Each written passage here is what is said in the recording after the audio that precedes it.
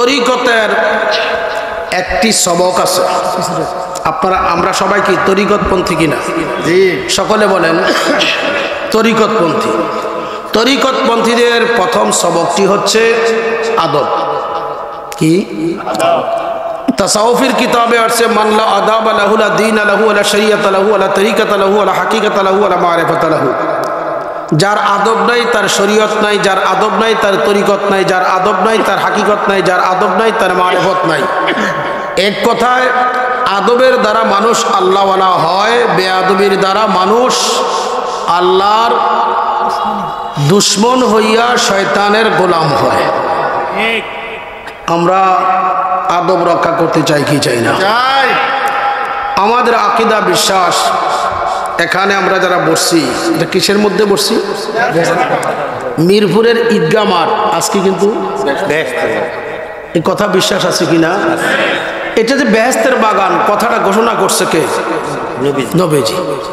বাগানের মালিকই ঘোষণা করছে। সুবহানাল্লাহ বলেন।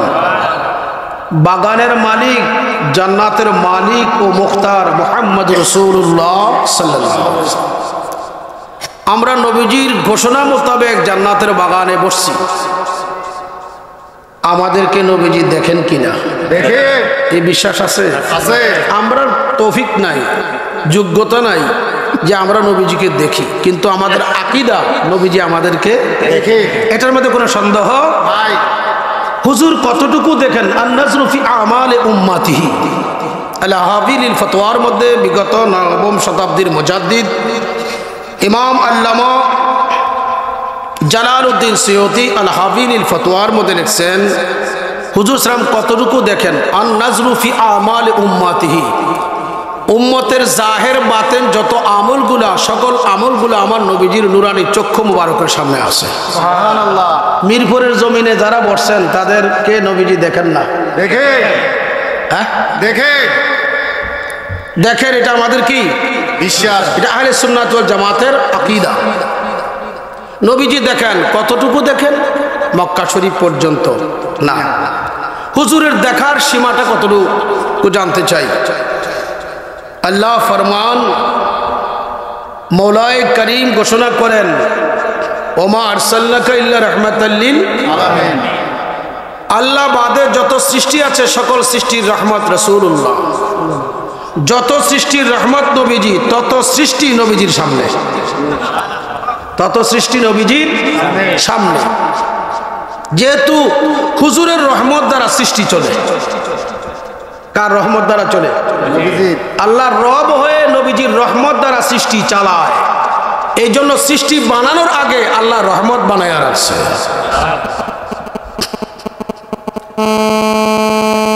আল্লাহর হাবিব বলেন উরসিলতু ইলাল খালকি কাফা। মুসলিম শরীফের হাদিস। উরসিলতু, আমি প্রেরিত হয়েছি, ইলাল খালকে, সৃষ্টির জন্য, কাফা, খোদার যত সৃষ্টি আছে সকল সৃষ্টির জন্য আমি রাসূলুল্লাহ প্রেরিত হয়েছি। যদিও মক্কা নগরে এসেছি কিন্তু প্রেরিত সকল সৃষ্টির জন্য।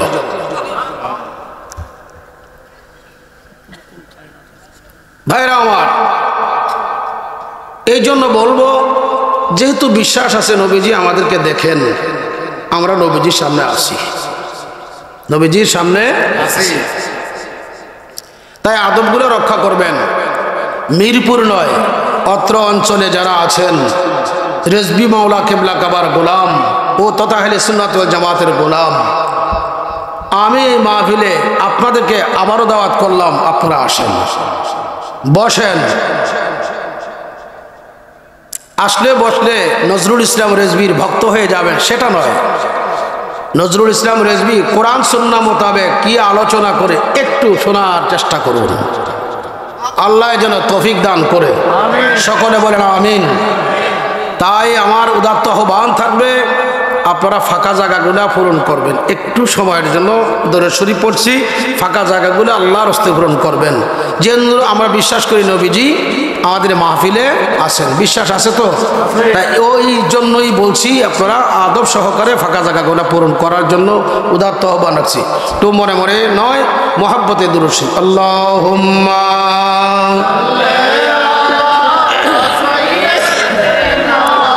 মাওলানা মুহাম্মদ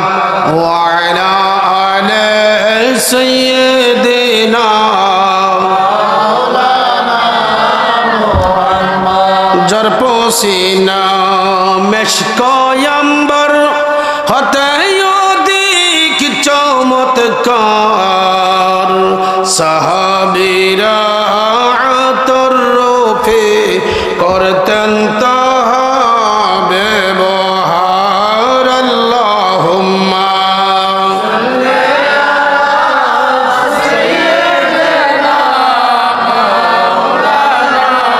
মুহাম্মাদ ওয়া আলা আলিহি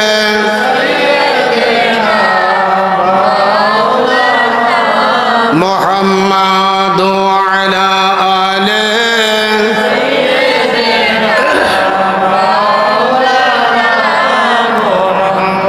আলা হযরত বলে দিয়েছেন দূর নজদীক सुनने वाले ओ कान लाले करामत पे लाखों सलाम। দুনিয়ার মানুষ তোমার আমার কানের কতটুকু ক্ষমতা আর আমার প্রিয় নবীজির কান মোবারকের কতটুকু ক্ষমতা, যত দূরের হোক আর যত নিকটের হোক না কেন আমার প্রিয় নবীজির কাছে নিকট আর দূর এক সমান। মাগরিব যেমন মাশরিক তেমন, শিমাল যেমন, জুনুব তেমন, তাহতা সারা থেকে লামকা পর্যন্ত আমার নবী পাক সরকারে দো আলম এর নিকটে কেমন। গৌসে পাক কয় আমার কাছে সরিষার বিচির মতো, বাহাউদ্দিন নকশবন্দি বলেন আমার কাছে নখের পিঠের মতো, আমার নবীজির কাছে কিসের মতো। আপনারা আমরা কাদরিয়া তরিকার লোক না, আপনারা এই 11 শরীফ পড়েন কিনা? 11 শরীফে হুজুররা দেখবেন একটা কাসিদা শরীফ পাঠ করে, নাজারতু ইলা বিলাদিল্লাহি জামান। হুজুর গাউসে পাক বাগদাদের মিম্বারে দাঁড়িয়ে দাঁড়িয়ে বলতেছেন নাজারতু ইলা বিলাদিল্লাহি জামান। আমি বাগদাদের মিম্বারে দাঁড়াইয়া যদিও থাকি, খোদার রাজত্বটা আমার চোখের সামনে আছে। কতটুকু আছে? কাখার দালাতিন আলা হুকমি ইত্তেসালি। একটা সরিষার বিচি যেমন, খোদার রাজত্বটা আমি গাউসে পাকের কাছে তেমন। কার ক্ষমতা? গাউসে পাক কিন্তু সাহাবী না। গাউসে পাক কি? একজন সাহাবীর যুদ্ধের ময়দানে ঘোড়া দৌড়াইছে, বাতিলের সাথে যুদ্ধ করছে, ওই ঘোড়ায় আরোহণ করে ঘোড়ার পায়ের নিচের যে বালি, ওই বালির যদি একটা কণা আনা হয়, ওই কণাকে যদি 70 ভাগ করা হয়, 70 ভাগের পরে 69 ভাগ বাদ দেওয়ার পরে যেটা থাকে সেটাকে জর্রা বলা হয়। হুজুর গাউসে পাক নিজকে ছোট করতে গিয়ে বলেন আল্লাহর হাবিবে পাকের সাহাবায়ে কেরামের ঘোড়ার পায়ের নিচের বালির পরে 70 অংশ 69-এর পরে জর্রা, ওই জর্রার ক্ষমতাও আমি গাউসে পাকের নাই। আর এমন গাউসে পাকে কয় আমি বাগদাদের মিম্বারে দাঁড়াইয়া রইছি আর খোদার রাজত্বটা আমার কাছে কাখার দালাতিন আলা হুকমে ইত্তেসালি, মাত্র একটা সরিষার বিচির মতো। তো সাহাবীর ক্ষমতা গাউসে পাকের ক্ষমতার মধ্যে ডিফারেন্স আছে কিনা?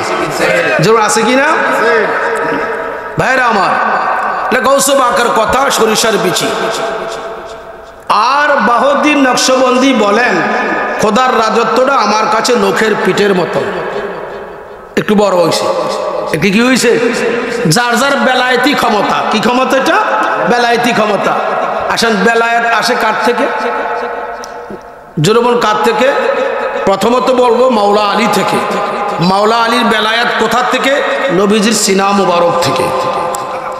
এখন ধারাবাহিক বেলায়েত ওলারা যদি কেউ বলল নখের পিঠ, কেউ বলল সরিষার বিচি, আমার নবীজির কাছে সৃষ্টিরা কেমন? আলা আলামু কুল্লুহুম জাসাদুন, আলা আলামু কুল্লুহুম জাসাদুন। সমস্তরা সৃষ্টি হচ্ছে একটা দেহ। আরশ একটা দেহ, কুরসি একটা দেহ, লৌহ একটা দেহ, কলম একটা দেহ, সূর্য একটা দেহ, চন্দ্র একটা দেহ, বেহেশত একটা দেহ, আরশ একটা দেহ, মানুষ একটা দেহ, জিন একটা দেহ, ফেরেশতা একটা দেহ, দেহের মধ্যে বাঘ আছে, আছে কিনা বলেন? এমন ভাবে সকল সৃষ্টিরা যেমন একটা দেহ। দেহ তখন মৃত থাকে যদি দেহে রূহ না থাকে, আর দেহ সজীব হয় কিসের দ্বারা? যেরকম কিসের দ্বারা? তাফসীরে রুহুল বয়ান শরীফে আল্লামা ইসমাইল হক্কি বুরুজি হানাফি রাহমাতুল্লাহ লিখছেন, ইন্না আরসালনাকা শাহিদা ওয়া মুবাশশিরা ওয়া নাযীরা ওয়া দাঈয়ান ইলাল্লাহি বিইজনিহি ওয়া সিরাজাম মুনীরা। এই আয়াতে কারিমার ব্যাখ্যা, শাহিদ শব্দের ব্যাখ্যায় তাফসীরে রুহুল বয়ান শরীফের নবম খণ্ডে আল্লামা ইসমাইল হক্কি বুরুজি হানাফি রাহমাতুল্লাহ লিখছেন, হুজুরকে আল্লাহ শাহিদ যে বানাইছেন, সাক্ষ্যদাতা যে বানাইছেন, ওয়াহুয়াল মাহবুবুল আসলি ও মা সাওয়াহু তাবাআন লাহু ফালিহাযা আরসালাহুল্লাহু শাহিদান লাম্মা কানা আউয়ালু মাখলুকিন ওয়া শাহিদান মা আখরাজা মিনাল আদামি ইলাল ওয়াজুদি মিনাল আরওয়াহি ওয়ান নুফুসি ওয়াল আজরামি ওয়াল আরকানি ওয়াল আসসাদি ওয়াল মাআদি ওয়ান নাবাতি ওয়াল হাইওয়ানি ওয়াল মালাকি ওয়াল জিন্নি ওয়াশ শাইতানি ওয়াল ইনসানি ওয়া গায়রা যালিকা লিয়াল্লা ইয়াশুযা মা ইউমকিনু লিল মাখলুকি মিন দারাকা সারি ওয়া আযাবি সরিহি ওয়া গরাইবি কুদরাতিহি হাইসু লা ইউশারিকু গায়রাহু। জোরে বলুন সুবহানাল্লাহ। শাহিদ শব্দের ব্যাখ্যা কোন শব্দের? শাহিদ মানে গওয়া দেনেওয়ালা, সাক্ষ্যদাতা। মক্কা নগরে আসছেন, সেখান থেকে হুজুর সাক্ষ্যদাতা নয়। আল্লাহু আকবার বলেন। মা আখরাজা মিনাল আদামি ইলাল ওয়াজুদ, সৃষ্টির পূর্বে এমন একটা অবস্থান ছিল, মিনাল আদাম, অনস্তিত্ব ছিল, কোনো অস্তিত্বই বলতে কিছুই ছিল না। তো মাওলাই করিমের ইরাদা হচ্ছে আমি একটা সৃষ্টি বানাবো, এই সৃষ্টির একটা অস্তিত্ব করব। সৃষ্টির অস্তিত্বের পূর্বে একটা ফাউন্ডেশনের দরকার। ওই ফাউন্ডেশন আল্লাহর প্রিয়তম মাহবুব, আসলি মাহবুব বানাইলেন আল্লাহর নূর দিয়ে প্রিয় নবীজিকে। নবীজিকে বানাইয়া নবীজির নূর মুবারকের ফয়েজ দিয়ে আল্লাহ সকল সৃষ্টিকে সাজাইলেন। সেখান থেকে প্রিয় নবীজি সকল সৃষ্টির শাহিদ। সকল সৃষ্টির কি? আদম আলাইহিস সালামের তওবা কবুল হইছে কার উসিলায়? যেরকম কার উসিলায়? নবীজি তখন আদম আলাইহিস সালামের তওবার সাক্ষী। নূহ আলাইহিস সালামের কিস্তি 4 মাস বন্যায় ভাসছে, যদি পাহাড়ের কিনারে আসছে লাগছে 4 মাস পরে, ও কিস্তি সব ভস্মীভূত হয়ে গেল, তুমি কেন ভেসে ভেসে যদি পাহাড়ের কিনারে আসলা? 4 মাস পরে কিস্তি জবাব দিবে, আমার মধ্যে নকশে মুস্তফা ছিল, কিস্তির চারোদিকে পাক পাঞ্জাতনের নাম খচিত ছিল, আর কিস্তি যার দ্বারা প্রতিষ্ঠিত হয়েছে নূহ আলাইহিস সালামের পেশানিতে নূরে মুহাম্মদীর হয়েছিল। আরো জোরে বলুন সুবহানাল্লাহ। তো নূরে মুহাম্মদীর ফয়েজের কারণে নূহ আলাইহিস সালামের কিস্তি কিনারায় ভাসছে। আদম সফিউল্লাহ হুজুরের ফয়েজের কারণে তিনি তওবা মঞ্জুর হয়েছে। সত্য না মিথ্যা? ইব্রাহিম আলাইহিস সালাম নমরুদের আগুনে পড়ছে, এখানে আল্লাহ নিজে বলেন, জিবরাইল বলেন, ইব্রাহিম আপনি আমার কাছে সাহায্য চান। তো জিবরাইলকে ইব্রাহিম বললেন, আপনি কেডায়? সুবহানাল্লাহ। কোন জিবরাইল? লিমা জিতা, কেন আসছো? আপনাকে মদত করার জন্য, সাহায্য করার জন্য। যে আল্লাহ মারে ফেলাইছে সে আল্লাহ কি দেখে না? ঠিক আছে, আমাকে সাহায্য নিয়েন না, আমাকে বলেন, আমি আল্লাহর কাছে বলি। তো ইব্রাহিম বলেন, তুমি আমার আল্লাহর কাছে, ইব্রাহিম আমি নমরুদের আগুনে পড়ছি, আমার জন্য দরখাস্ত করবা, আল্লাহ আমাকে দেখি কিনা বলো। এটার নাম হলো তাকওয়া, এটার নাম হলো খোদাভীতি, ফরহেজগারি। তাকওয়া আল্লাহ, আল্লাহর প্রতি ভরসা, গভীর মনোযোগ। এই কথা বলার পরে ইব্রাহিম আলাইহিস সালাম তাকে বিদায় করে দিলেন। ইব্রাহিম আলাইহিস সালাম নমরুদের আগুনে পড়ার আগে আল্লাহ ঘোষণা করলেন, ইয়া নারু কুনি বারদা ওয়া সালামান আলা ইব্রাহিম। জোরে বলুন সুবহানাল্লাহ। এই আগুন তোর ধর্ম লোহা দিলে পুড়িয়ে সরকার করে দেওয়া। জানো এখন তোমার মধ্যে কাকে ফালানো হচ্ছে? তাকে 10 পরীক্ষা দিয়েছি, পরীক্ষায় সে কামিয়াব হবে। আগুন তোর ধর্ম, এটা আর চলবে না। কি করবা? কোনি বারদান, তুমি ঠান্ডা হও। কেমন ঠান্ডা? সালামান, নাতিশীতোষ্ণ, ইয়ার কোনার ইয়ার কন্ডিশন হয়ে যাও আমার খলিলের জন্য। জোরে বলুন সুবহানাল্লাহ। তখন ইব্রাহিম আলাইহিস আলাইহিসসালাম নমরুদের আগুন থেকে বাঁচে নূরে মুহাম্মদীর ফয়েজের কারণে। আল্লামা রুমি বলছেন, আকে লুৎফে খেশেরা ইজহার কর বাখরিলাস নারেরা গুলজার কর। ইব্রাহিম আলাইহিস সালামকে নমরুদ আগুনে ফেলাইছে, সবাই তামাশা দেখছে, আগুন পা বা করে জ্বলছে, সবাই দেখছে ইব্রাহিম আগুনে পড়ছে। পড়ার আগে আল্লাহ জিবরিলকে বলছেন, জান্নাত থেকে নুরানি কুরসি ফিট করো। আল্লাহু আকবার বলি। জান্নাত থেকে জিবরাইল আমার ইব্রাহিম পড়ার আগে কুরসি ফিট করে দাও, ইব্রাহিম জনে গিয়ে কুরসির মধ্যে বসতে পারে। যেমন কথা তেমন হুকুম পালন করলেন জিবরাইল। সবাই দেখছে আগুনে ফালাইছে, আর এর মধ্যেই আল্লাহ পাক আগুনের ভিতরে জিবরাইলকে দিয়া ইব্রাহিম খলিলুল্লাহর জন্য কুরসি ফিট করে দিয়েছে। গভীর মনোযোগ। ইব্রাহিম নবী কিসের ফয়েজে বাঁচলেন?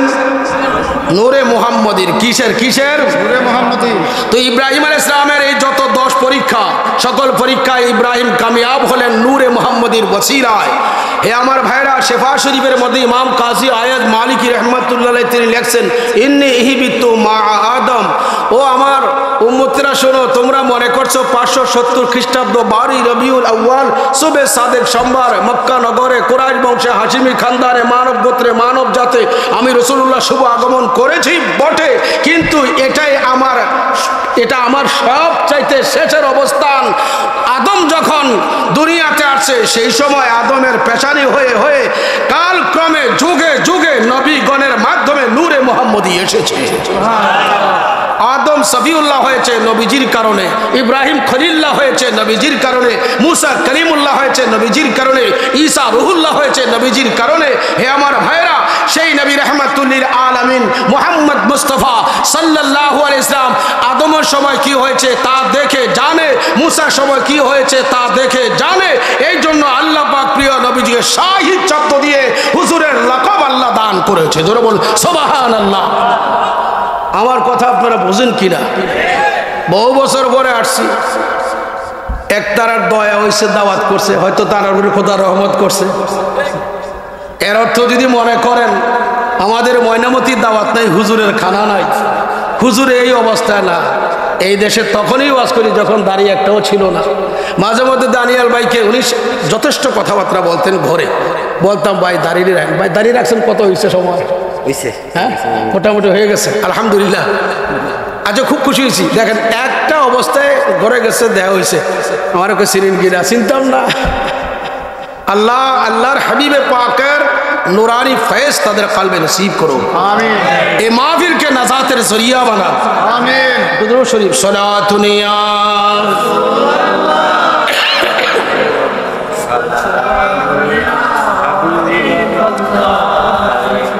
শীতে বেশি দোষে মনে হয়, প্রেমের আওয়াজ দিন। সালাতুন ইয়া রাসূলুল্লাহ আলাইকুম সালামুন ইয়া হাবিবাল্লাহ আলাইকুম। সুরমা কুন্দর চশমে খাকে আউলিয়া, সুরমা কুন্দর চশমে খাকে আউলিয়া, তাবো বিনি যে ইবতদাতা ইন্তেহা সালাতুন ইয়া রাসূলুল্লাহ আলাইকুম সালামুন ইয়া হাবিবাল্লাহ আলাইকুম সালাতুন ইয়া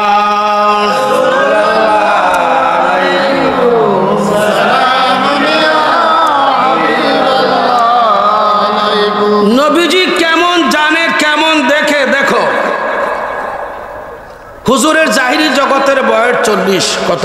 40। কোথা থেকে বলছি? মাওয়াহিবুল লাদুনিয়া শারিহিনে বুখারী আল্লামা ইমাম শাহাবুদ্দিন কস্তুলানী রহমাতুল্লাহ আলাইহি, তিনি বুখারী শরীফের একটা ব্যাখ্যা গ্রন্থ লিখছেন, এটার নাম ইরশাদুস সারি সহিহুল বুখারী।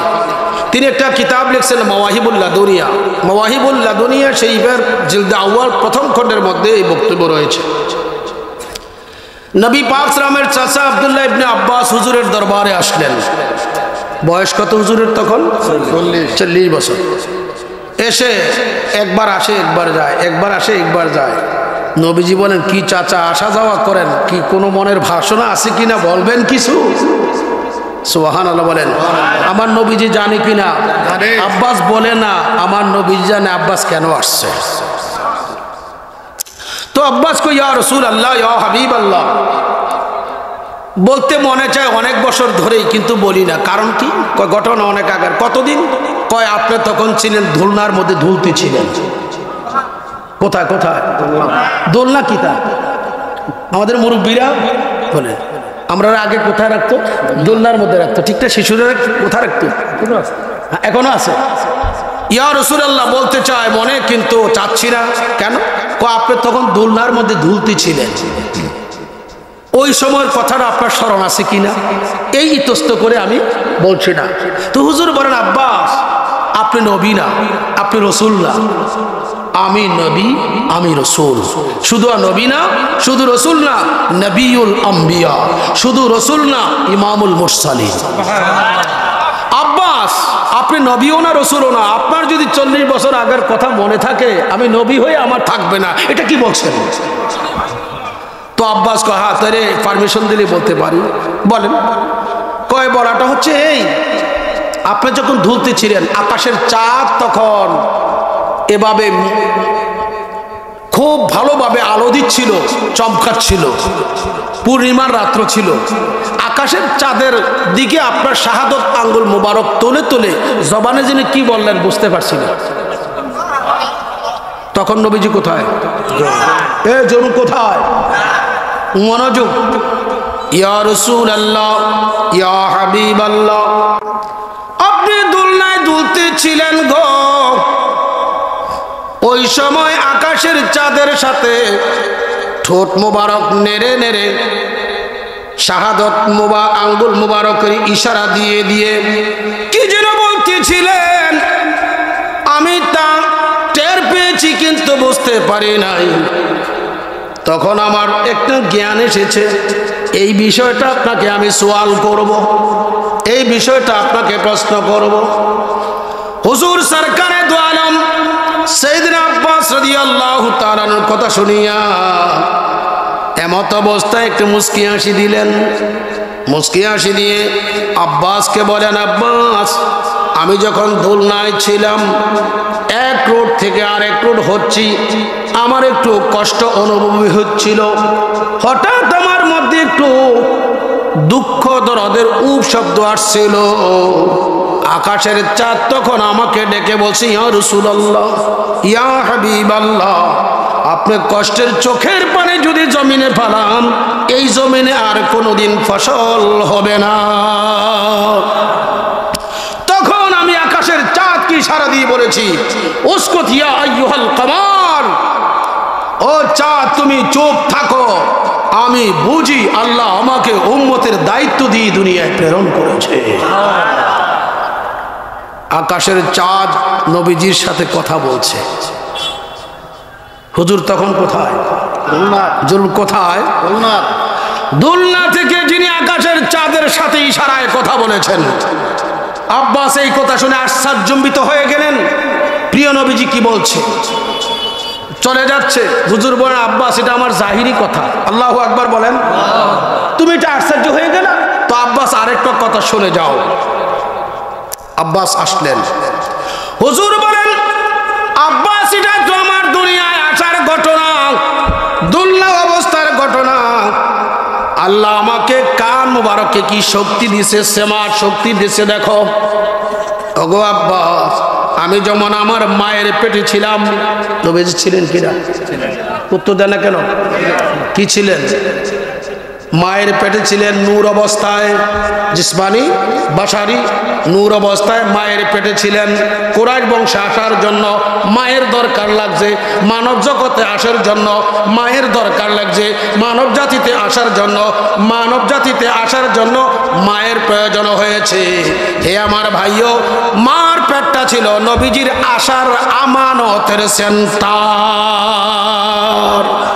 আমেনা শব্দের অর্থ কি? আমানতের জায়গা। নূরে মুহাম্মদী আল্লাহ আমানত রাখছে।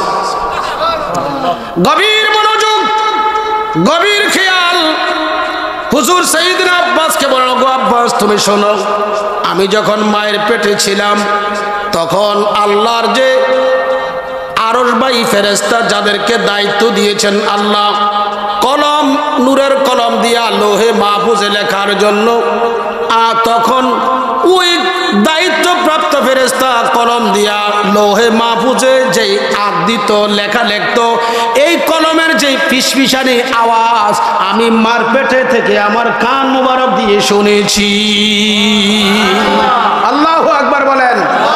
এই জন্য আলা হযরত কি বলছেন, দৌড়া নজদিক সুননে ওয়ালে ও কান কানে লালে करामत पे लाखों सलाम सलातुनिया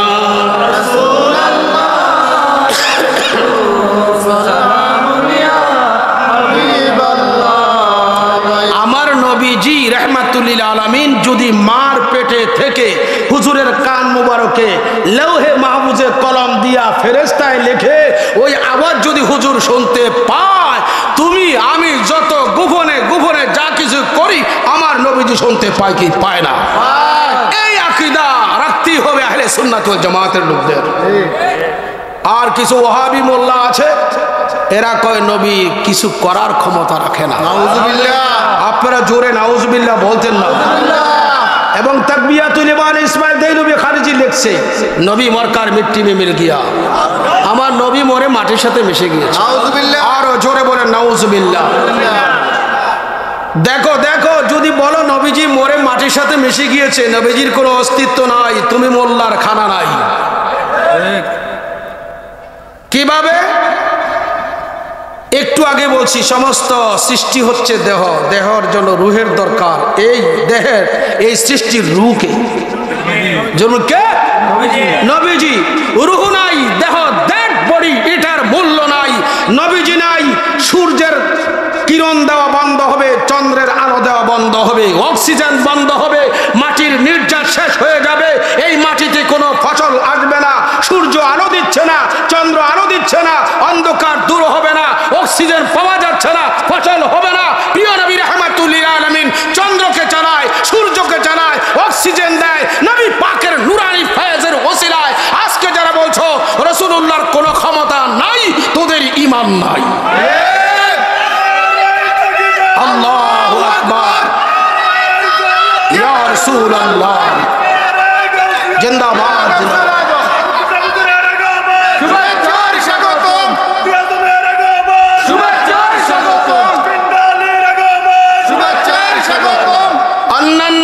সাল্লাল্লাহু আলাইহি ওয়াসাল্লাম হাইয়ুন বিজাসাদিহি ওয়া রূহি ওয়া ইয়াতাসাররাফু আলাল কাউনাইন বিইজনিল্লাহি তাআলা। কুল আল হাবিলিল ফতোয়া। আমার নবী পাকরাম তিনি কেমন? হুজুরের দেহ মুবারক, রূহ মুবারক সশরীরে সৃষ্টি জগতে এমন ভাবে, রওজা শরীফে এমন ভাবে হাজির, শুধু হাজির না, যেখানে ইচ্ছা সেখানে নবীজি ভ্রমণ করা সক্ষম। ক্ষমতা দিলেন কে? আল্লাহ। যারা রাসূলুল্লাহ সাল্লাল্লাহু আলাইহি ওয়াসাল্লাম আসতে পারে না এমন কথা বলে, এরা আল্লাহর দেওয়া ক্ষমতাকে অস্বীকার করছে। করছে কিনা বলেন? গভীর মনোযোগ। হুজুর সরকারে দো আলম এর যদি ক্ষমতা নাই, আপনারা মেরা স্বীকার করেন কিনা? বলেন বলেন, করে কি করেন? আপনারা অবগত আছেন নবীজি বাইতুল মুকাদ্দাসে ইমাম হয়েছে, হুজুরের পাশনে কারা নামাজ পড়ছে? জোরে বলুন, কারা? আমার একটা প্রশ্ন, দুনিয়াতে নবীজি আসার পর 52 কিংবা 53 বছরের সময় হুজুরের মেরাজ, মেরাজে যাওয়ার পরে সালাত, কি বলেন? কিভাবে সালাত পড়বো? আল্লাহ মক্কা শরীফ একদিন আইছে, আয় আমরা দেখাইয়া গেছে। হ্যাঁ, কিভাবে সালাত কায়েম করব আমার নবীজি দেখাইছে কিনা? খুব মনোযোগ দিবেন। আমার ভাই একটা কথা তুলছে, আমি এটার কথার ফলকি জবাবগুলা দিচ্ছি। আর আমি কি করি না করি আকীদা আমি কোন মোল্লার থেকে শিখতে হবে না, আকীদা আমাকে জামানার মুজাদ্দিদ রেজভী বাবা শিখিয়ে দেন। হুজুরের হাকিকত মাহিয়ত আল্লাহ তুই মাফ কর, শুকরিয়াতান বলছি। আমার জবান দিয়া বয়ান করলে আমার না, আমার পূর্বেকার যারা ছিল সবাই এক কথায় প্রকাশ করতে বাধ্য হয়েছে যে আল্লাহর পরে যদি কাহারও স্থান থাকে তিনি হচ্ছেন মুহাম্মাদুর রাসূলুল্লাহ। এটাই তো আপনারা আমরা সালাত আদায় করি কিনা? আচ্ছা, সালাত আদায় যে করেন কি ডাইরেক্ট গিয়ে করেন না এর আগে কিছু আছে? কি করতে হয়? ওযু পরে করেন। সালাতের নিয়ম কানুন, কিভাবে কেরাত করব, কিভাবে রুকু করব, কিভাবে সেজদা দিব, এগুলা শিক্ষা জান কি জানলা? শিক্ষার জন্য একজন কার দরকার? জোরে বলুন, শিক্ষকের দরকার। শিক্ষক আমাদেরকে নামাজের তালিম দেয়, উমক নামাজের ওয়াক্তে এতগুলা সূরা, এতগুলা সেজদা, এতগুলা রুকু, এভাবে এভাবে তোমরা নামাজ আদায় করতে হবে। শিক্ষা পাইয়া আমরা কি করি? নামাজ আদায় করি, ঠিক না? আমার একটা প্রশ্ন, নবীগণ সালাত আদায় করছে কিনা? করছে। নবীজি মেরাজে গেছে, তারপরে নামাজ আইছে, যাওয়ার পথে ইমাম হইছিনি? বলেন বলেন, কারার ইমাম হইছে? নবী এবং রসুলগণের। নবী এবং যারা আগে সালাত আদায়কারী, এখনো নবীজির উপরে সালাত ফরজ, যাওয়ার পরে না হবে? যাওয়ার আগে হইছিনি? আমার প্রশ্ন আপনাদের কাছে, তিনি কে গো যিনি বাইতুল মুকাদ্দাসে নবীগণকে পাশনে রেখে নিজে ইমাম হলেন? কোন নবীগণ? যারা পূর্বে সালাত আদায়ে অভ্যস্ত, সালাতের হুকুম আহকামও জানে। আমার নবীজির উপরে এখনো সালাতের হুকুম আসে নাই। আমি জানতাম চাই আমার প্রিয় নবীজি যে ওই সমস্ত ইমাম, ওই সমস্ত নবী এবং রসুলগণকে পাশনে রেখে ইমাম হলেন, কোন দিন আমার নবীজিকে 2 রাকাতের তালিম আল্লাহ দিলেন? তুমি আমি এসেই না তালিম পায় নামাজ পড়ি। আমার নবীজি স্বয়ং ইমাম হইলেন, নবী রসুলগণ হুজুরের পিছনে ইক্তেদা করে নামাজ পড়লেন। এতে প্রমাণ হয়ে গেল আমার প্রিয় নবীজিকে আল্লাহ দুনিয়ায় রাখিয়া কারো কাছে তালিম দেয় নাই। মেরাজে যাইয়া সালাত গোলামদের জন্য আনবে, উম্মতের জন্য আনবে। সালাতের যা দায় দায়িত্ব আগে আল্লাহ বানায় নবীজি শিক্ষা দিয়া রাখছে। আর রহমানু আল্লামাল কুরআন খালাকাল ইনসানা আল্লামাহুল বায়ান। আল্লাহু আকবার বলেন। হুজুরের উস্তাদের নাম কি? নবীজির উস্তাদের নাম আরো যেমন কি? আল্লাহ দয়া করে মেহেরবানি করে প্রিয় নবীজিকে কোরআন শিক্ষা দিয়েছে, দিবে না? আল্লামাল কোরআন, কোরআন আগে শিক্ষা দিয়েছে। এই জন্যই তো জিবরাইল যখন একদিন বললেন, হুজুর আপনি বলেন কাব, হুজুর বললেন আলিম তো। জিবরাইল তুই সামনে বস। সুবহানাল্লাহ বলেন। সিরাতে হালবিয়ার 36 পৃষ্ঠা খোলো। আবু হুরায়রা রাদিয়াল্লাহু তাআলা থেকে হাদিস রওয়ায়াত, খুব গভীর খেয়াল। তাফসীরে রুহুল বায়ান শরীফের মধ্যে কাফ হা ইয়া আইন সোয়াদের ব্যাখ্যায় আল্লামা ইসমাইল হাকিম রুজি হানাফি রাহমাতুল্লাহি আলাইহি লিখছেন, জিবরিল বলেন কাফ, হুজুর বলেন আলিম তু। জিবরিল বলেন হা, হুজুর বলেন আলিম তু। জিবরিল বলেন কাফ হা ইয়া আইন সোয়াদ। এভাবে বলতেছে হুজুর আলিম তু কইতে আছে। জিবরিল মনে করলেন কিরে ব্যাপার, এই মাত্র না হুজুরের কাছে কাফ কই, কাফের ওহি আল্লাহ। হুজুর বলেন কাফের খবর আগে জানে। সুবহানাল্লাহ বলতেন না? তো জিবরিল কই ইয়া রাসূলুল্লাহ, রহস্য বুঝতে পারলাম না, আমি মাত্র আনলাম ওহি, আর আপনি নিজে বলতেছেন এগুলো আগে জানি, সামনে বারো। আমার নবীজি বললেন, আবু হুরায়রা থেকে হাদিস রাওয়ায়াত, কাম আমরুকা মিনাস সিনিনা ইয়া আখি জিবরাইল। ও জিবরিল তোর বয়স কত? সুবহানাল্লাহ কোন। জিবরিল তোমার বয়স কত? জিবরিল বলেন লাস্তু আলামু গায়রা আন্না ফিল হিজাবির রাবি'a নাজামুন ইয়াতলাউ ফি কুল্লি 70 আলফ সানাতি মাররাতিন। জোরে বলুন সুবহানাল্লাহ। হুজুর আমার বয়সের খবর আমি বলতে পারবো না, তবে সকল ফেরেশতার আগে আল্লাহ আমাকে বানাইছে। বানানোর পরে চতুর্থ হিজাবে একটা তারকা দেখছি মিটমিট করে জ্বলে। এটা উদয় হয়ে থাকতো 70,000 বছর, অস্তে যেত 70,000 বছর। ইয়া রাসূলুল্লাহ, ইয়া হাবিবাল্লাহ, উদয় অস্ত এই দুই অবস্থায় 72,000 বার দেখছি। হুজুর বলেন এখন দেখো কিনা জিব্রাইল? তো জিবরিল বলেন আল্লাহর হাবিব গো এখন আর দেখা যায় না। কেন দেখা যায় না? কাদ ইত্তালা মুহাম্মাদান সাল্লাল্লাহু আলাইহি ওয়াসাল্লাম ইলা বিলাদ মক্কাতিল মুকাররমা। হুজুর আপনি যখন মক্কা মুকাররমায় শুভ আগমন করেছেন, ইয়া রাসূলুল্লাহ ইয়া হাবিবাল্লাহ, এরপর থেকে আমি আর এই তারকা দেখি না। জিবরিল বলেন ইয়া রাসূলুল্লাহ এখন আর দেখা যাচ্ছে না। আল্লাহর হাবিব রাহমাতুল লিল আলামিন মুহাম্মদ মুস্তাফা সাল্লাল্লাহু আলাইহি ওয়াসাল্লাম ফরমান, জিবরিল এখন তুমি দেখতে চাও কিনা? তো জিবরিল কয় ইয়া রাসূলুল্লাহ দেখবো না, আর কি দেখবো? আল্লাহর হাবিব বলেন আসো আমার পাচন দিয়া। ওয়াল্লাহ আনা যালিকাল কাওকাব, দেখো জিবরিল আমার পাচন দিয়ে দেখো আমি আল্লাহর হাবিব রাহমাতুল লিল আলামিন সূরাতে কাওকাবে তারকার সূরাতে ছিলাম ৭০,০০০ বছর উদয় হয়ে ৭০,০০০ বছর অস্ত যে এমন ভাবে যে ৭২,০০০ বার দেখছো, আমি ছিলাম রাসূলুল্লাহ। আল্লাহু আকবার বলেন। হুজুরের সূরত কিন্তু তিনটায় না, আপনারা কিছুক্ষণ আগে ভাই বলে দিয়েছেন। সূরাতে হাক্কি, সূরাতে মালাকি, সূরাতে বাশারি, তিনটেই শেষ না। ইমাম গজ্জালী রাহমাতুল্লাহ কিতাব খোলো, আল্লাহর হাবিবে পাকের আরো সূরত মুবারক আছে। সুবহানাল্লাহ। সূরাতে তাউস ময়ূরের সূরত ছিল রাসূল পাকের। সূরাতে হাক্কিতে হুজুর বলছেন আনা মিরাতুল্লাহ, আমি আল্লাহ দেখার আয়না। আল্লাহু আকবার বলেন। সাহাবায়ে কেরামকে আল্লাহর হাবিব বলেন সাহাবীরা তোরা খোদা দেখছিস আসলি না? সুবহানাল্লাহ কোন না কেন? সাহাবীরা কই রাসূল মা চাচি বাপ চাচি সব ছেড়ে দিয়েছি, আল্লাহ দেখবো না, কি দেখবো? হুজুর ফরমান মান আহাব্বানি ফাকাত আহাব্বাল্লাহ, যে ব্যক্তি আমাকে ভালোবাসবে সে আল্লাহকে ভালোবাসবে। এক দলের মধ্যে কিছু শুরু হয়েছে, কিরে ব্যাপারটা তো ইনডাইরেক্টলি কি আল্লাহ দাবি করলো নাকি? প্রিয় নবীজি রাহমাতুল লিল আলামিন নুরানি জবানে বলছেন আমাকে ভালোবাসলে আল্লাহকে ভালোবাসা হয়। মনে মনে কিছুর একটু গুতাগুতি শুরু হয়ে গেছে। তখন আল্লাহ কোরআনের আয়াত নাজিল করে দিয়েছে মাইয়ুতির রাসূল ফাকাদ আতা আল্লাহ, যে রাসূল পাকের ইতিআত করলো সে আল্লাহর ইতিআত করলো। আল্লাহু আকবার বলেন। এইজন্য তিরমিজি ও বুখারীর হাদিস খুলো, আল্লাহর হাবিব বলেন মান রাআনি ফাকাদ রাআল হাক্কা, যে ব্যক্তি আমাকে দেখলো সে আল্লাহকে দেখলো।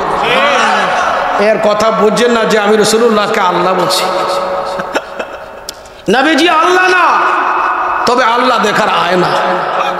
কি কি কি কি আয়না? জোরে বলুন কি? আল্লাহ দেখার আয়না।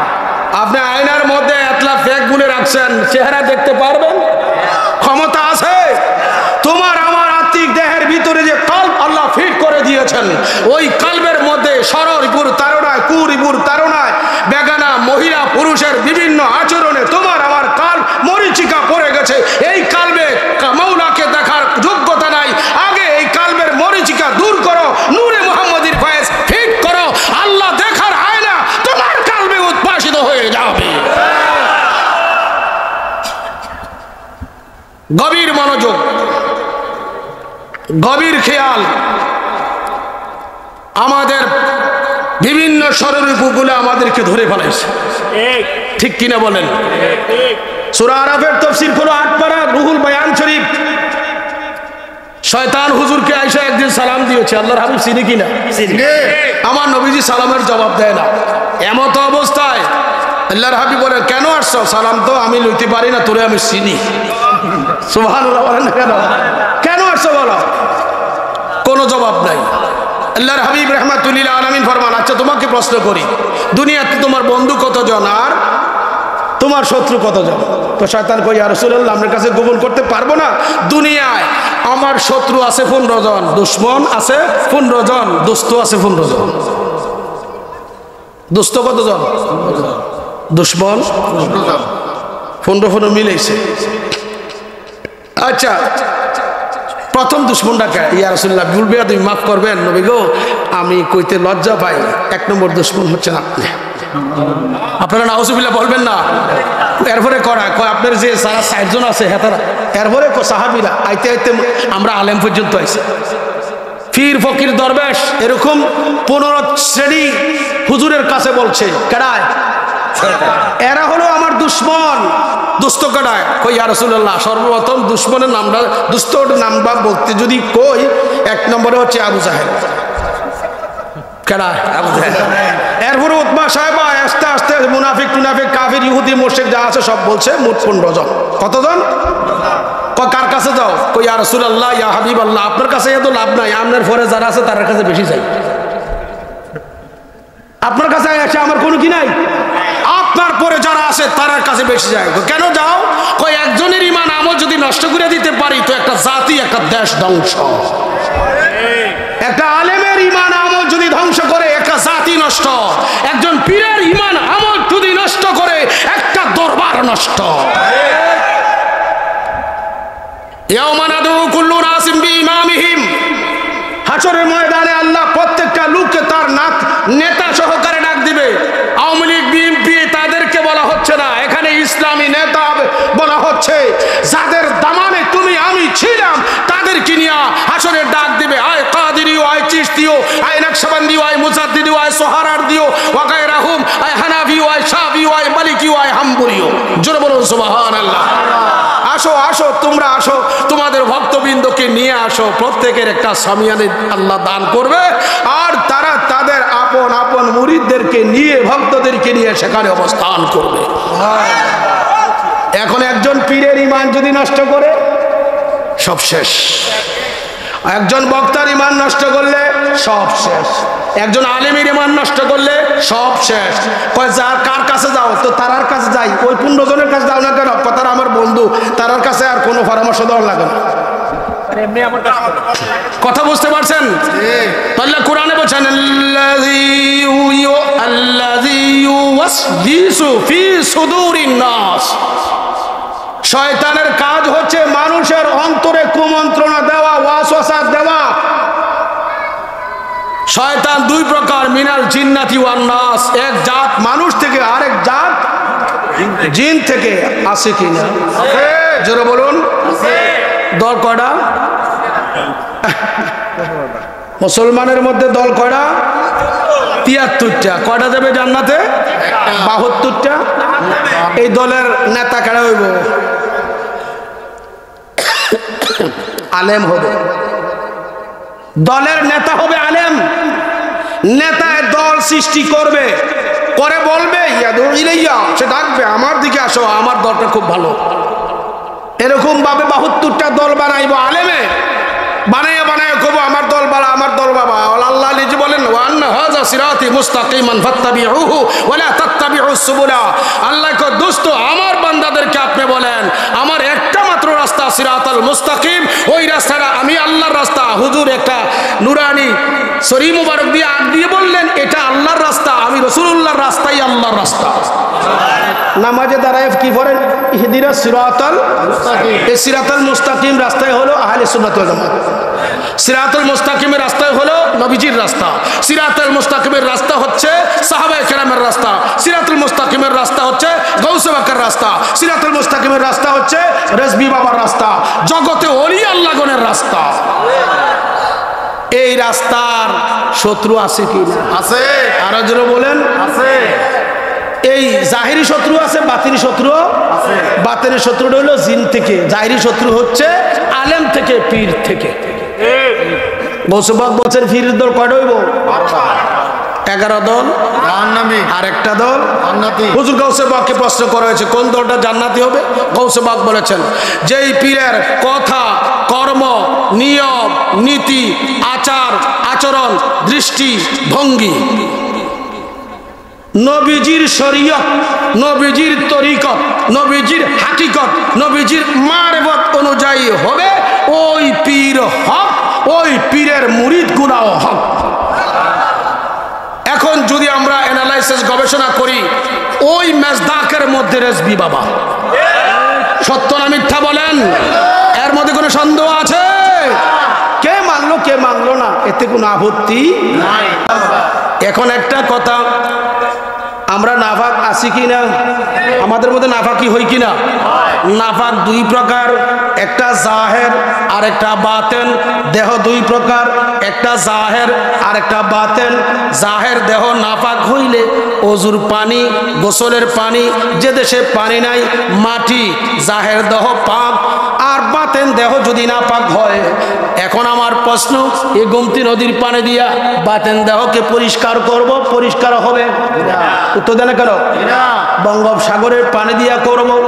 মৌলাই করিম তুমি বলো, ও আল্লাহ, আমার বাতেন দেহ নাপাক কুফুরির দ্বারা, শিরিকের দ্বারা, বেদাতের দ্বারা, হাসাদ হিংসার দ্বারা, কিবর বড় স্বভাবের দ্বারা, অহংকার দ্বারা।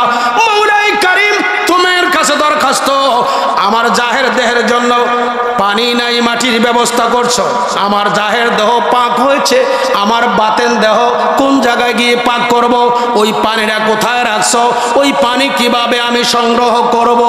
আল্লাহ ফরমান, ওয়ায়ুযাক্কিকুম, বান্দা তুমি হয়রান হইও না, পেরেশান হইও না। তোমার বাতেন দেহের সকল গুনাহ নাপাক উদ্ধার করার জন্য, মুক্ত করার জন্য, তোমার বাতেন দেহকে পাক বানানোর জন্য আমি এমন একজন রাসূল প্রেরণ করেছি। তুমি যত প্রকারের নাপাক লইয়া যাইবা, আমার বন্ধু যদি তোমার প্রতি দয়ার নজর করে, তোমার জাহের বাতেন সব নাপাক পাক করে দিবে। তিনি মুহাম্মাদুর রাসূলুল্লাহ সাল্লাল্লাহু আলাইহি ওয়াসাল্লাম। বাণী কার? আমার না আল্লাহর? জোর বলুন, কার? ওয়ায়ুযাক্কিকুম। উলামায়ে কেরাম এই আয়াতে কারিমার শব্দ কিন্তু মুজারের। ইয়াতলু আলাইকুম আয়াতিনা ওয়ায়ুযাক্কিকুম ওয়ায়ুআল্লিমুকুমুল কিতাবা। এমন রাসূল প্রেরণ করেছি তোমাদের কাছে, যিনি তোমাদেরকে কিতাব শিক্ষা দিবে। ওয়ায়ুআল্লিমুকুমুল কিতাবা ওয়াল হিকমাতা, তোমাদেরকে রহস্য জ্ঞান, মারিফতের জ্ঞান, সায়েন্স, বিজ্ঞান, আত্মিক জ্ঞান শিক্ষা দিবে। ওয়ায়ুআল্লিমুকুম মা লাম তাকুনু তা'লামুন, যেই বিষয়ে তোমরা জানো না, এমন রাসূল প্রেরণ করেছি তোমাদের মধ্য থেকে, তিনি তোমাদেরকে না জানা বিষয়গুলো জানাইয়া দিবে। আল্লাহু আকবার বলেন না কেন? সালাতুন ইয়া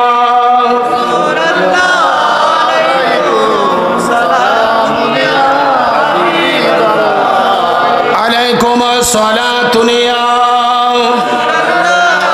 আলাইকুম সালামুন ইয়া।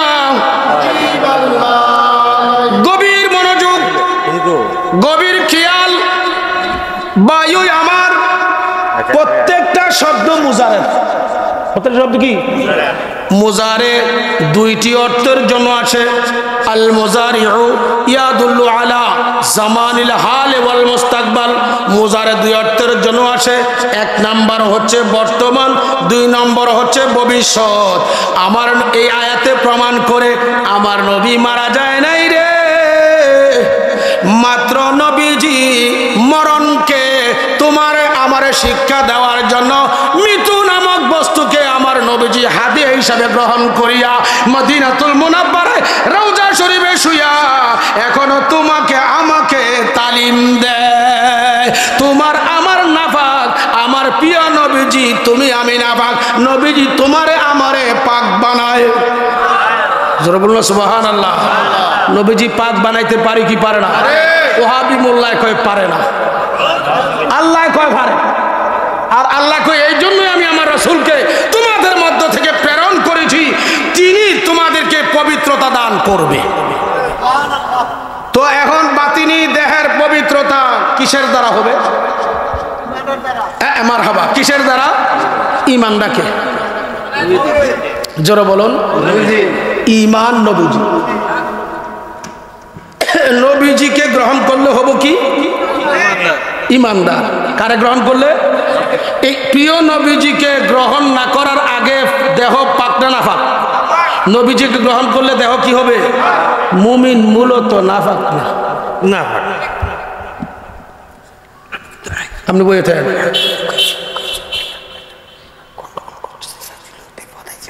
দুরূদ শরীফ। সালাতুন ইয়া রাসূলুল্লাহ আলাইকুম সালামুন ইয়া আলাইকুম সালাতুন ইয়া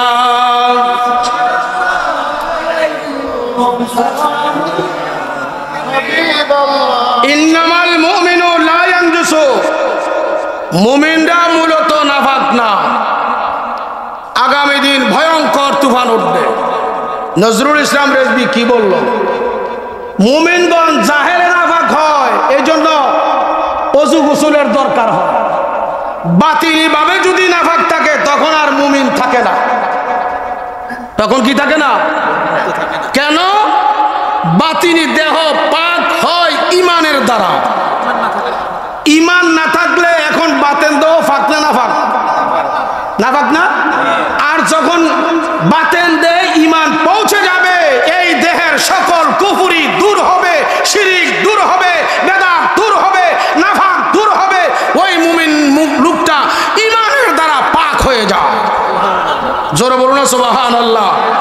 প্রিয় নবীজির দরবারে লক্ষ লক্ষ বেঈমান এসে নাফাক এসে পাক হইছে কিনা? জোরে বলুন। এই জন্য আল্লাহ বলছেন ওয়ায়ুযাক্কিকুম, এমন রাসূল তোমাদের কাছে পাঠাইলাম যেই রাসূল তোমাদেরকে পাক বানাবে। সুবহানাল্লাহ বলেন। সর্বময় ক্ষমতার মালিক কে? সবাই জবাব দেন আল্লাহ। আল্লাহ কোন কইছে? ফায়াকুন, হয়ে গেছে। এটা আমাদের কি আকীদা, বিশ্বাস। আল্লাহ সর্বময় ক্ষমতার মালিক, আল্লাহ ছাড়া আর কোন ক্ষমতার মালিক নাই। এখন আমার প্রশ্ন, আল্লাহ দুনিয়াতে রসুল প্রেরণ করলেন কেন? আল্লাহ তুমি সর্বময় ক্ষমতার মালিক, আমাদের আকীদা বিশ্বাস। কিন্তু যুগে যুগে লক্ষ লক্ষ নবী রাসূলকে কেন পাঠাইলা? সবার পরে তোমার হাবিব রাহমাতুল লিল আলামিনকে কেন প্রেরণ করলা? রহস্য আছে কিনা বলেন? গভীর মনোযোগ, গভীর খেয়াল। মৌলায়ে করিম আহকামুল হাকিমিন ইন্নাল্লাহ আলা কুল্লি শাইইন কাদির। আল্লাহ পাকের শক্তি মহাশক্তি, সর্বময় শক্তির অধিকারী আল্লাহ। তারপরও যুগে যুগে রাসূল কেন প্রেরণ করা হলো? হে আমার ভাইরা, গভীর মনোযোগ, গভীর খেয়াল। আল্লাহ যুগে যুগে নবী রাসূল প্রেরণ করার হিকমত উদ্ঘাটন করে দিয়েছে। আমি কৌমে কৌমে, গোত্রে গোত্রে, জায়গায় জায়গায়, বিভিন্ন সম্প্রদায়ের, বিভিন্ন মহকুমায়, বিভিন্ন গ্রামে এক একজন নবী রাসূল প্রেরণ করে ওই জাতিকে হেদায়েতের আলো দিয়েছি। তারা আমি মাওলার পথে ডাকার জন্য তাদেরকে প্রেরণ করেছি। সবার পরে ওই নবীজিকে প্রেরণ করলাম, ওই রসুলকে প্রেরণ করলাম, যেই রসুলের সংবাদ, যেই নবীর সংবাদ যুগে যুগে নবী রসুলগণ তাদের কওমের কাছে, তাদের মাতৃভাষায়, তাদের দেশের ভাষায় বিভিন্ন জায়গায় দাওয়াতগুলা দিয়েছিল। সবার পরে ওই নবীকে আমি রসুল করে প্রেরণ করেছি যেন সমস্ত সৃষ্টি জগৎকে আমি আল্লাহর করতে পারে। জোরে বলুন সুবহানাল্লাহ। নবীজির আগে, দুনিয়াতে আসার আগে কাবা শরীফের ভিতরে মূর্তি চুরি ছিল নি? উত্তর দেন। আচ্ছা, যে জায়গায় মূর্তি থাকে এই জায়গাটা ফাঁক না না ফাঁক? তো কাবা ঘরের ভিতরে মূর্তি, আপনারা বলেন ফাঁক না না ফাঁক? না ফাঁক না? না ফাঁক। এ আপনারা মিরপুর এখানে একটা মসজিদ আছে না? আমি মিরপুরের মসজিদে যদি একটা মূর্তি ঢুকাই রাখি, কেউ গিয়ে নামাজ পড়বেন? কি করবেন? উত্তর দেন, উত্তর দেন। কি সরাবেন? আগে মূর্তি সরাবেন। কেন? আমরা জানি এই মূর্তির কারণে মসজিদ কি হয়ে গেছে? নাপাক হয়েছে। তাই আগে কি করতে হবে? মূর্তি সরাইতে হবে, এরপরে মসজিদকে পাক বানায়া পাক জায়গায় সেজদা দিতে হবে। কি বলেন? খানায় কাবায় 360 মূর্তি, এটা সবাই তো জানি। ও আল্লাহ, তোর কাবা মূর্তি দিয়া পরিপূর্ণ করে রাখছে, নাফাক হয়ে রয়েছে, মুশরিকরা মূর্তি বানাইয়া তোর কাবার ভিতরে রাখছে। এটা কিভাবে পাক? তো আল্লাহ কয় এটারে ফাঁক করানোর লাগেই আমার প্রিয় বন্ধুকে 570 খ্রিস্টাব্দে 12ই রবিউল আউয়াল সুবহে সাদেক সোমবার, নাও রাত্র নাও দিনে, মক্কা নগরে কুরাইশ বংশে হাশিমি খানদানে মানব জগতে, মানব বেশে, মানব দেশে প্রেরণ করেছি। ওই আগে কাবা পাক বানাইছে নবীজির কদম মুবারক রাখার কারণে। আল্লাহু আকবার বলেন। ওয়ায়ুযাক্কিকুম, আল্লাহ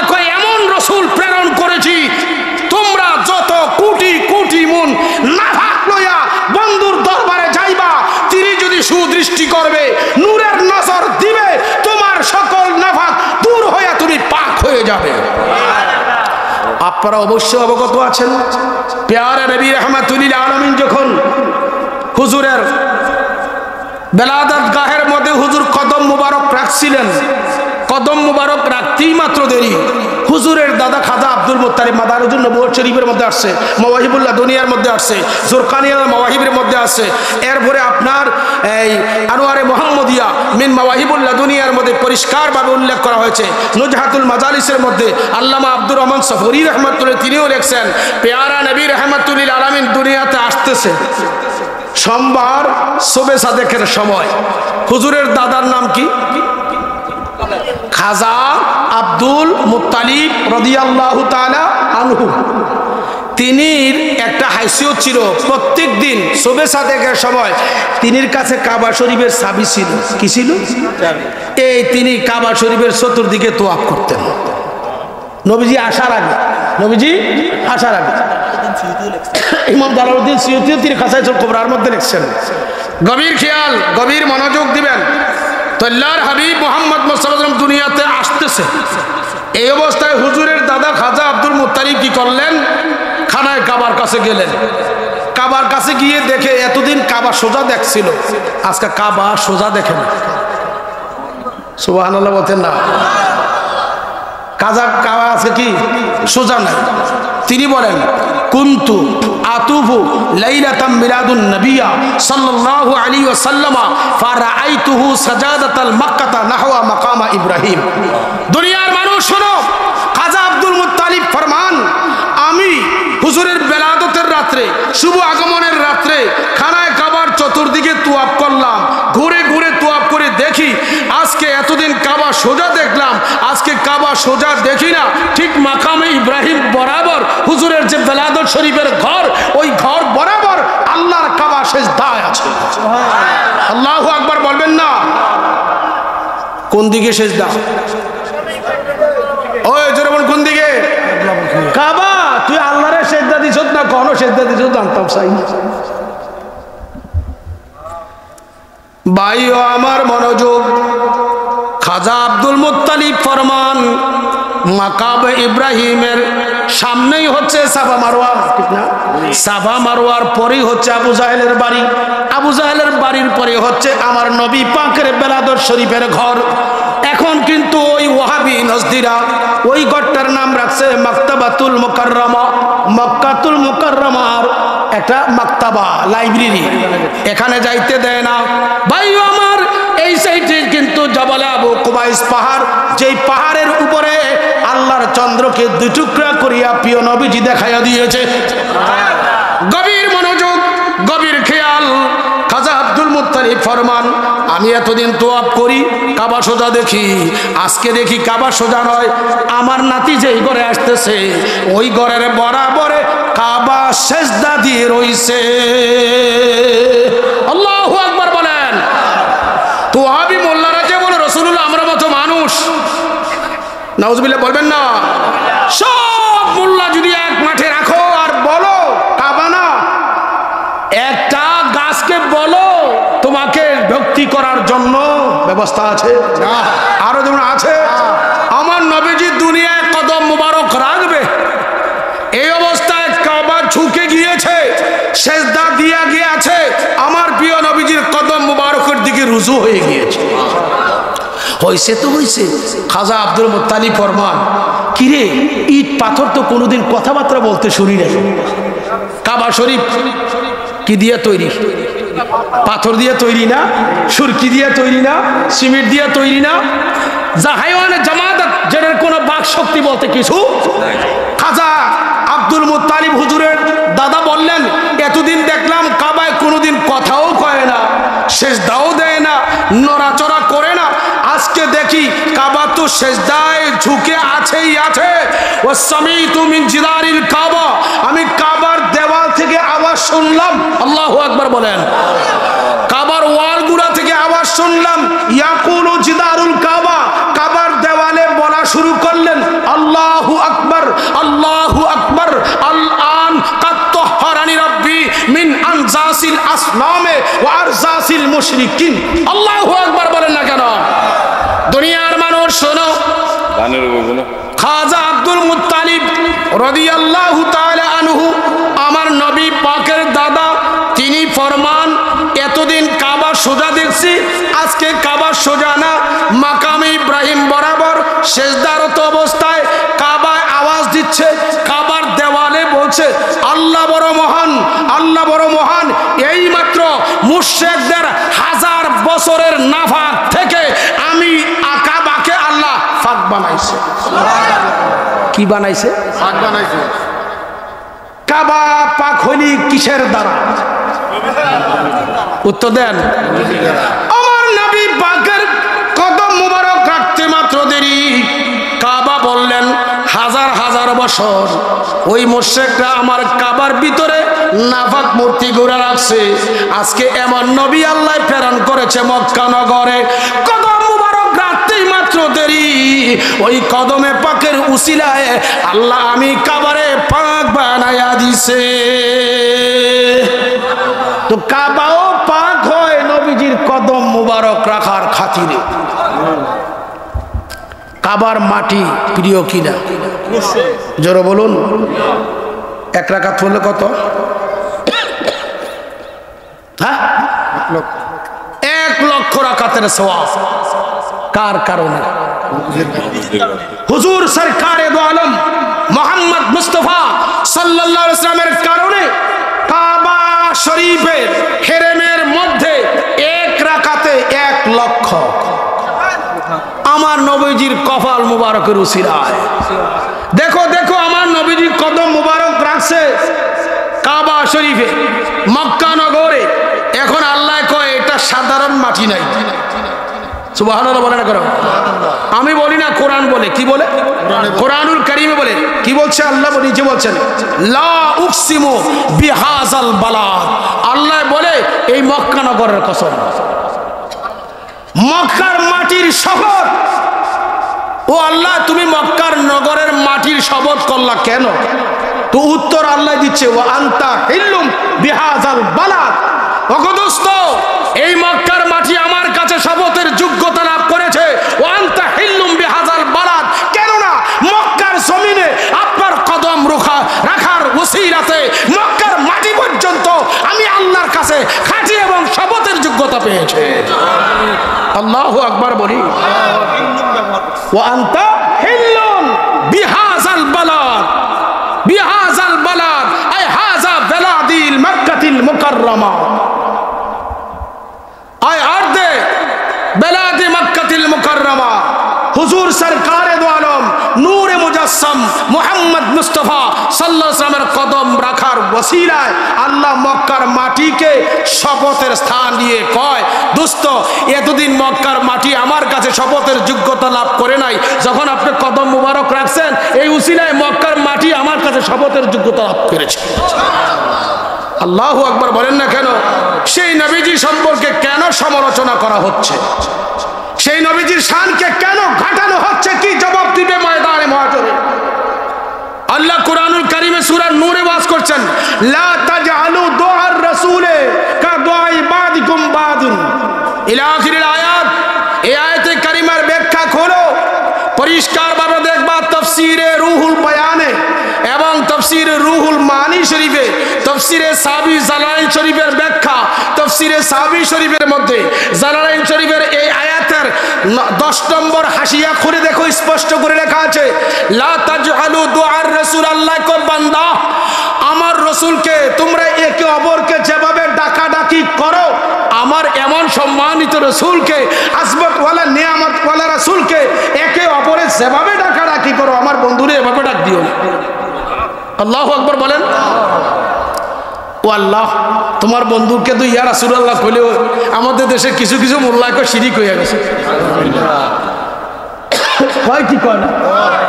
বাইরে আমার আল্লাহ আমাদেরকে হুজুরকে কিভাবে আমরা ডাকবো? আল্লাহু আকবার বলেন। কিভাবে ডাকবো এই তালিমও দিচ্ছেন। এই তালিমের মধ্যে ওই তাফসীরগুলোর মধ্যে লেখছে বামানা লা তানাদুহু বিইসমি ফাতাকুলু ইয়া আবা ফাতাকুলু ইয়া মুহাম্মদ। আমার নবীজির একটা জাতি নাম হলো মুহাম্মদ। লা তাকুলু ইয়া মুহাম্মদ, ইয়া মুহাম্মদ করে ডাকিও না। হুজুরের একটা লকব আছে আবুল কাসেম, বন্টনকারীর পিতা, অথবা হুজুরের একজন ছেলের নাম ছিল আবুল কাসেম। হুজুরের 4 ছেলে, কয় ছেলে? তৈয়ব, তাহের, ইব্রাহিম, কাসেম। মেয়েও ছিল 4 জন, মেয়েও ছিল 4 জন। তো একজনের নাম কাসেম। হুজুর বলেন আমার বন্ধু, আল্লাহ বলেন আমার বন্ধুকে একটা লকব দিয়েছি আবুল কাসেম। তাফসীরওয়ালায় লেখে আবুল কাসেম কইও ডাক দিও না, ইয়া মোহাম্মদ কইও ডাক দিও না। তাফসীরওয়ালায় আমাদেরকে আদব শিক্ষা দিয়েছে। সুবহানাল্লাহ বলেন। কেমনে ডাকবা শোনো, ডাকতে সময় বলবা কিভাবে? বিত্তাযীমে ওয়াত তাকরীমে ওয়াত তাওকীরে, বিত্তাযীমে ওয়াত তাওকীরে ওয়াত তাকরীমে ওয়াত তাতহীরে। অর্থাৎ আমার প্রিয় নবী মুহাম্মদ মুস্তাফা সাল্লাল্লাহু আলাইহি ওয়াসাল্লামকে যখন তোমরা ডাকবে তাজিম, ভক্তি, আদব সহকারে। সুবহানাল্লাহ বলেন না কেন? এবং পবিত্রতা অর্জন করে পবিত্র অবস্থায় ডাকো। তো কিভাবে ডাকবা? বলবা ইয়া রাসূলুল্লাহ, ইয়া হাবিবাল্লাহ, ইয়া নবী আল্লাহ, ইয়া শফিউল মুজনিবিন, ইয়া রাসূল রাব্বুল আলামিন, ইয়া রাহমাতাল লিল আলামিন ওয়া গায়রা যালিকা। ওয়াস্তাফিদু মিনাল আয়াতি আন্নাহু লা ইয়াজুজু নিদাউন নবী বিগায়রি মা ইয়াফিদু লা ফি হায়াতিহি ওয়ালা বা'দা উফাতিহি। ফাবিহাযা ইয়ালামু আন্না মান ইস্তাখাফফা বিজানাবিহি সাল্লাল্লাহু আলাইহি ওয়াসাল্লাম ফাহুয়া কাফিরুন ওয়া মালউন ফিদ দুনিয়া ওয়াল আখিরা। জোরে বলুন সুবহানাল্লাহ। মুফাসসিরিন ইকরাম তালিম দিচ্ছেন আমাদেরকে, ডেকে ডেকে বললেন আল্লাহ যেহেতু বলছে একে অপরে যেভাবে ডাকাডাকি করো, আল্লাহর হাবিবকে এভাবে ডাক দিও না, বরং তাজিম ভক্তি সহকারে ডাকবে। কি বলে? ইয়া রাসূলুল্লাহ, ইয়া হাবিবাল্লাহ, ইয়া নবী আল্লাহ, ইয়া শফিউল মুজনিবিন, ইয়া রাসূল রাব্বুল আলামিন, ইয়া রাহমাতাল লিল আলামিন ওয়া গায়রা যালিকা। এমন আরো আরো অনেক অনেক সম্মানিত লকব নবীজির আছে। এই লকবগুলো দিয়া নবীজিকে ডাকো। জোরে বলুন সুবহানাল্লাহ। দুরূদ শরীফ সালাতুন ইয়া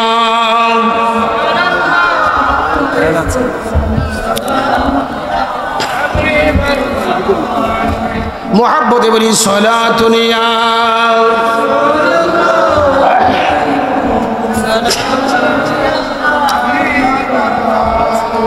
বায়ো আমার মনোযোগ।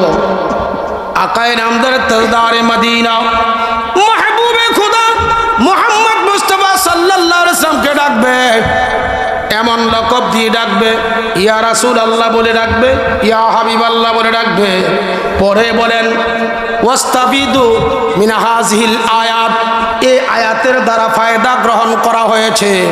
এই আয়াতের উপকারিতা হচ্ছে এই লা ইয়াফিদু, ফায়দা নাই, ফি হায়াতিহি ওয়া বাদা মামাতি। আবার তাফসীরে আসছে। গভীর খেয়াল, গভীর মনোযোগ।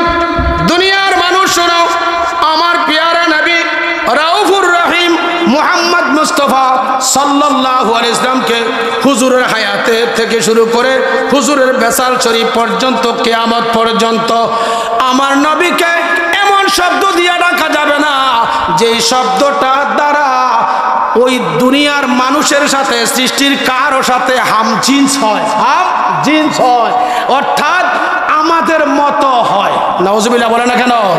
আরো জোরে না নাউজুবিল্লাহ। বরং ডাকার সময় ডাকবে তাজিম ভক্তি সহকারে। পরে বলেন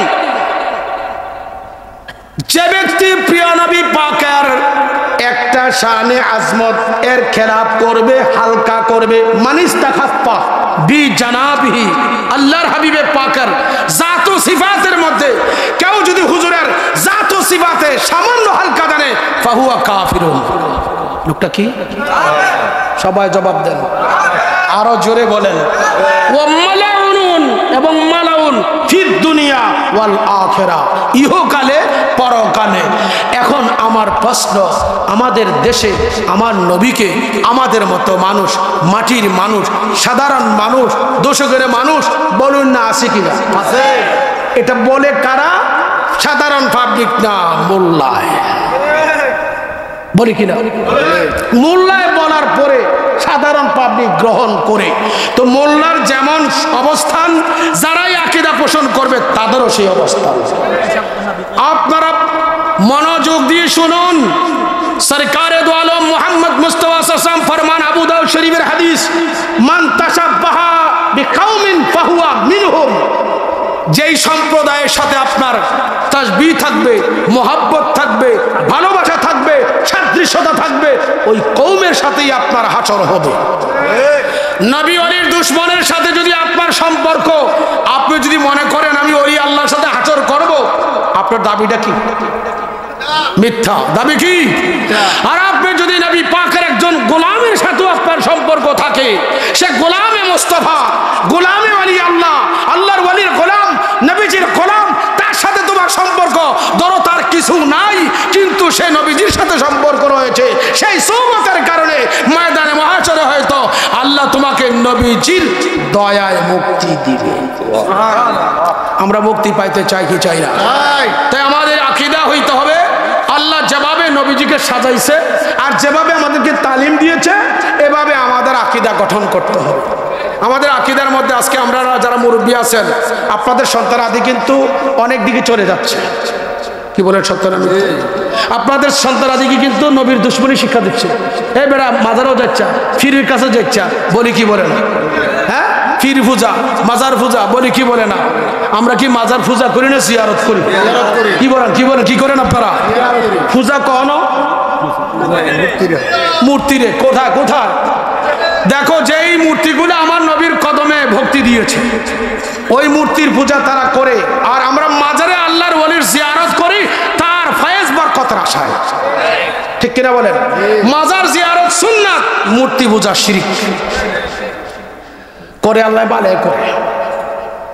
শয়তানের কিন্তু একদিন মরণ হইবনি, মালাকুল মাউতে আজরাইলে দৌড়াইতে দৌড়াইতে দৌড়াইতে দৌড়াইতে সমস্ত কুল কায়নাত এর মধ্যে 7 বার তারে দৌড়াইব। দৌড়াইয়া নিয়া তারে কোন মারবো জানেন? বাবা আদম সফিউল্লাহর যে মাজার শরীফ, রওজা শরীফ, ওই রওজা শরীফ এর সামনে নিয়ে তারে বাবা আদম নবীর কদম মুবারকের কাছে এমনি দইরা থামাইব। থামাইতে থামাইতে তার হরে ওই শয়তানের মৃত্যু হইব। বুঝছেননি? নূহ নবীর কিস্তির মধ্যে উঠছিল শয়তান, ওঠার পরে নূহ আলাইহিস সালামকে সালাম দিছে। নূহ নবী চিনছে না? শয়তান তারে চিনছিনি নবীরা, চিনে। সালামের জব নেই। কি এর ওরস? আল্লাহর কাছে কর না, আল্লাহ যেন আমার মাফ করে দেয়, হেতে ক্ষমা চাইতে গেছে। কার কাছে? সানি আদম, নূহ আলাইহিস সালামের কাছে। ও আর তোর একটা সুযোগ আইছে, দেখি আল্লাহর কাছে দরখাস্ত করে। নূহ আলাইহিস সালাম কে, আল্লাহ এখন তো সে আমার নৌকার মধ্যে উঠছে, সব জোড়া জোড়া তুলছি, মাঝপথেতে কেমনি আইয়া লাইছি আর কি। উঠছে, উঠতে তো দরখাস্ত করছে মাফ করে দিতে। আল্লাহ কহে মাফ করবে একটা শর্তে। কোন শর্ত? শর্ত অন্য কিছু না, আদম নবীর রওজাতে গিয়া আদম নবীর কদমের কাছে সে 2টা সেজদা দিল। ওই আমার যে আগের হুকুম, সেই হুকুম পালন করতে হইব। নূহ এই শর্তে তারে মুক্তি দিব, মাফ করবো। নূহ আলাইহিস সালাম করে, আচ্ছা ঠিক আছে, অসুবিধা নাই। দেখি, শুনছ মিস্টার ইবলিস, আল্লাহর কাছে দরখাস্ত করছি, আমার কাছে ওহী আসছে, মৌলাই করিম বলছেন যে আমি তোমারে মাফ, আল্লাহ তোমারে মাফ করবে। শর্ত হচ্ছে আদম আলাইহিস সালামের রওজা শরীফে গিয়ে কদমের কাছে 2টা সেজদা দিলে আল্লাহ মাফ করে দিবে। খুব বুঝছি যে জিন্দা থাকলে আদম রে সেজদা দিছি না, এটা মরা আদম রে সেজদা দেয় না। এখন নবীগণকে অলিগণকে মরা মানে কে? শয়তান। জরুর কে? ফিরকায়ে ওয়াহাবিয়া নাজদিয়া শয়তানিয়া। অর্থাৎ যারা আজকে নবী রাসূলগণকে বলে মারার পরে কিছুই থাকে না, এরার আকীদা আর শয়তানের আকীদা কি? সাওয়া সাওয়া, কুল্লুহুম ওয়াহিদুন লা ফারাকা বাইনাহুম। তাদের আকীদা যেমন, শয়তানের আকীদা তেমন, বরং তাদের আব্বাই তারার আকীদা শিক্ষা দিয়েছে। তারার আব্বার নাম ইবলিস। ক্লিয়ার? বুঝতে পারছেন? কিন্তু কিয়ামত কায়েম হওয়ার আগে মালাকুল মাউত শয়তানকে দৌড়াইবে মাগরিব মাশরিক শিমাল জুনুবে, 1 চক্কর 2 চক্কর না 7 চক্কর দাওয়ায়া হয়রান হয়ে যাবে। এরপরে বাবা আদম সফিউল্লাহ রওজা শরীফের সামনে আইনা থামা দাওয়ায়, এরপরে তার জন্য কষ্ট নাই। সুতরাং আল্লাহর দোহাই দিয়ে বলি, সব কিছু লিয়ে মস্কারি করেন, আল্লাহ রাসূল লইয়া, আল্লাহর ওলিদেরকে লইয়া যেন কোনো অবস্থায় এদিক সেদিক না হয়। কাবা পাক বানাইছে নবীজির কদম মুবারকের খাতিরে, আর সেই নবীজিকে যারা কালবে ধারণ করবেন, এই কলব হচ্ছে, যদিও দেখেন আপনার কলব আপনার সাথে আছে, এই আল্লাহর সৃষ্টি জগতের 10 গুণ ক্ষমতাবান সম্পন্ন হচ্ছে মুমিনের কলব। এমন একটা কলব সম্পর্কে বলা হচ্ছে আল মুমিনু আকরামু মিনাল কাবা। ওই কলবওয়ালা ইমানদারটা হচ্ছে কাবা হইতে দামি, যার কারণে মারা গেলে পরে মাজার হয়, মাজার হওয়ার পরে লক্ষ লক্ষ আল্লাহর বান্দা জিয়ারত করে একমাত্র সেই ফায়েজ সঞ্চয় করার জন্যে। আল্লাহ যেন আমাদেরকে হক বোঝার তৌফিক দান করেন। আমিন। আপনারা বড় কষ্ট করেছেন, মেহনত করেছেন, কর্তৃপক্ষকে অসংখ্য ধন্যবাদ। আমি আপনাদের কাছে আসছি, হয়তো কাহারও কষ্ট লাগছে, আমার অনুরোধ থাকবে আপনারা কষ্ট করবেন না। আপনারা আল্লাহ রাসূলের গোলাম হন, রেজবি বাবার দামানে থাকেন, আল্লাহ রাসূলের প্রেমিক হয়ে কবরে যান।